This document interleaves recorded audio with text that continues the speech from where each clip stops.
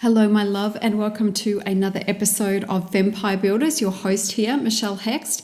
Now, the audio might sound different today. For some reason, there have been all sorts of drama the last 2 weeks trying to get into Riverside.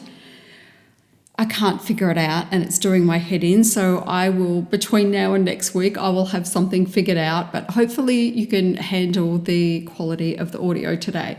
All right, today I want to talk with you about how do you know when it's time to let an offer go? How do you know, or how do you come to the conclusion that it's time to focus on something else? Maybe you've been really pushing hard with a product and you feel like you're beating your head against a brick wall and not getting anywhere with it. And I am not a believer in, if something's not working, within 5 minutes we abort mission and focus on something else. I'm very much committed to seeing things through. But sometimes if things aren't selling the way that we want them to, and we can honestly say to ourselves, I really have given this a red hot go. I've given my best to this thing and it's still not selling. So there's a few things that I want you to look at before you make this decision. Before you make the decision to pull the pin on the offer. The first is, do you have enough people even seeing what it is that you're offering? Do you have a big enough audience that is going to give you an idea about whether something is working or not? If nobody's seeing the offer and you're not investing in traffic to let people see the offer, if you just feel like there's not enough eyes on it, then I would consider trying other things first. Point some traffic at it. Try a few different ways of selling the thing. And if it's still not working, then I think it's really a great opportunity to give pause to what it is we're doing and ask ourselves some questions. And I found myself doing this last week when I was at my private business club. I had a lot of meetings and roundtables and amazing events to attend there last week. And then on Friday, we had our in-person workshop, the Luxe Launch Plan. And so being in that environment and selling the offer that we were selling and talking about the high ticket space, I really couldn't help but think about my Vampire Builders membership. And yeah, I'm going to be honest, I feel like it's getting to the point where I need to make a decision and let it go. And the reason that I say that, I want to talk you through my process. So when I started Vampire Builders, it was my intention to really focus on a volume-based product, give a lot of value, and away we go. And this is the same thing that a lot of people in my position will do. They'll launch something low ticket, even if they've been selling high ticket for a long time, and they expect that because their audience is a reasonable size, they're investing in traffic and all the other things, that it will be, it'll get off the ground reasonably okay. It may take time to grow, but there's no hurry, right? And so that was me. And when I originally launched it, I created a $27 offer, which is just like, I think back now, it's freaking madness. I should never do this. I don't know why I keep committing to this idea of low ticket. It doesn't work for me. Anyway, so I thought, no, that's okay. I'll make it super cheap and just make it so valuable. All the stuff I tell my clients not to do, mind you. I launched it. I had a couple of people sign early on. Then I had maybe 1 or 2 others join along the way. I put the price up to $147. Still nothing to write home about. It's like, okay, what can I do to get them excited about joining now? So I thought I will run a live round of my 5K formula for coaches. Nothing. Okay, I will run a live round of my lead magnet mastery for coaches. Nothing. I'm running live group coaching calls as part of that program, just 1 a month. And is anybody showing up? No, they are not showing up. And so it's a waste of my time. It's a waste of my focus. But, I'm going to honor the people that are in there until I decide what I plan to do with it. But I really had this moment of pause and I sat with myself and asked myself a few really great questions. And one of the questions is, why are you doing this at a low ticket offer? And it came down to my high ticket stuff is not affordable to everybody.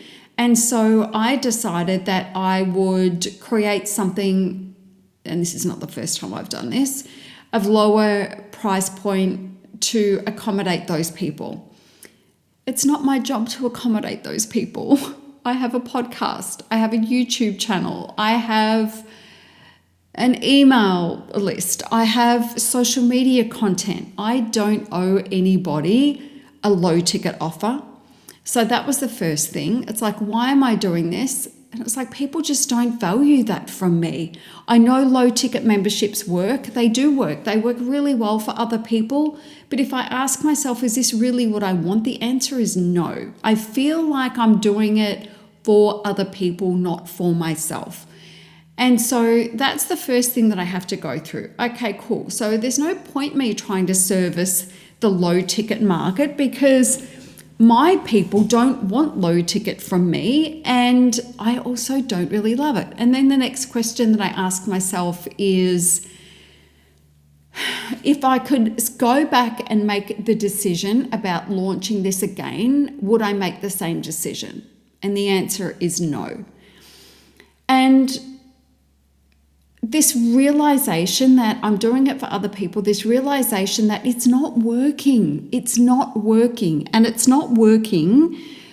I could tell myself a lot of stories about why it's not working. Well, the marketing hasn't picked up traction yet. Well, this hasn't happened. Well, that hasn't happened. I haven't invested this here. And it's like, I could do those things for sure, but why? When my heart and soul is in masterminds. Mastermind products are my absolute favorite. They're where my clients get the best results other than working one-on-one with me. And so I made the decision that, you know what, I need to just focus on my mastermind, and that's it. And I have 2 other mastermind concepts coming up, so I will be developing those and working with those, because at the end of the day, low ticket and I are not a good fit. And so it's really great that it's given me pause. And it's also a reminder that this is not a failure, it's a redirection. And, I've sold spots on my mastermind that just blow the numbers out of the water on the low ticket stuff. And it's like, why am I putting energy into something that's not really doing what I want it to do? And it's not what I really want to do. And so when I thought about my mastermind and focusing on that and the other things that I want to develop, it's like my heart started to sing again. This is what I'm known for. This is where I need to be. And while I, again, commend myself for the idea of doing a membership and wanting to serve those people, it's actually not serving me. And so I'm all about simplifying and streamlining as much as I can. It's like, I don't have to do Fempire Builders. And if I don't have to do it, why am I doing it? And so I want you to ask yourself a bunch of questions. So for me, the other thing that's been bugging me from day one is the school platform. It's so easy, but it's ugly. It's not aligned with my brand.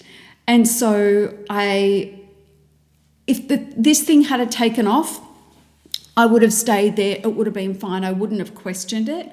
But as I've had this moment of pause, it's like, I don't need to create a lower ticket offer. I need to create something that's even higher still. And if I'm doing that, is school really the platform for me to host, given how, ugly it is? Even though the features are amazing, it's pretty ugly. There are other things out there that are going to be of equal quality, but not... but that are more aligned with my high ticket brand. And so it's given me an opportunity to look, as I say, it doesn't feel like a failure at all. It just feels like a reaffirmation of what I kind of knew in the beginning, and also a redirection. It's like, okay, it's not that. So let's just put our energy into the thing that is 100% yes. And one of the things that I'm learning, just on from another perspective, is I'm learning to decondition myself to want to serve the people that can't afford me, and to finding projects to work on to give me something to do, and to distract me a little bit. I've come a long way. I've absolutely come a long way from overworking and hustling and creating lots of programs just to keep me interested and excited about my work. I've definitely come a long way. And if I ask myself the question, if I were really to choose one focus this year, and this is what I teach my clients, if I was to focus on one thing, like a core product, what would it be? And it's my mastermind. And so now I get to look at all the different creative ways that I can bring people into my mastermind. It means my messaging is more aligned as well. Instead of talking this high ticket stuff and talking about my mastermind and then talking about Vampire Builders, I always felt pulled out of my high ticket marketing message or my marketing and my messaging around that. And so now I'm not going to feel the pull for that. So it's still there. I'm going to put the price right up when I get off this podcast because I want to discourage people from signing up.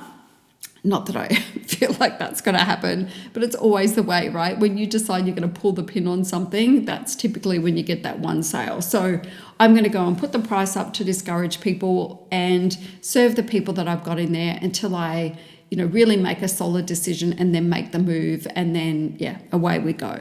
So if I have to, I think there's one person that paid in full for the year, happy to refund them. Everybody else is on the month by month. And then I can offer them, the mastermind, because that's ultimately where I want everybody anyway. So bringing it back to you, is there something that you've been working hard to get up and running? And if you take a stand back and you have a really good look at things and you were to say to yourself, how much time and energy have I put towards this?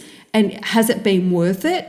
And if it hasn't been, now's the time to make a decision. Like, is this something that I really want to continue to pursue? Is it fully aligned? Is it taking me in the direction of my future? Or is it something that's kind of a hangover from the past? For me, Vampire Builders was that. It was like this hangover of wanting to serve a lower price point, even though it's not my thing to do that. And I feel like it devalues my high ticket stuff, and I don't want to do that anymore.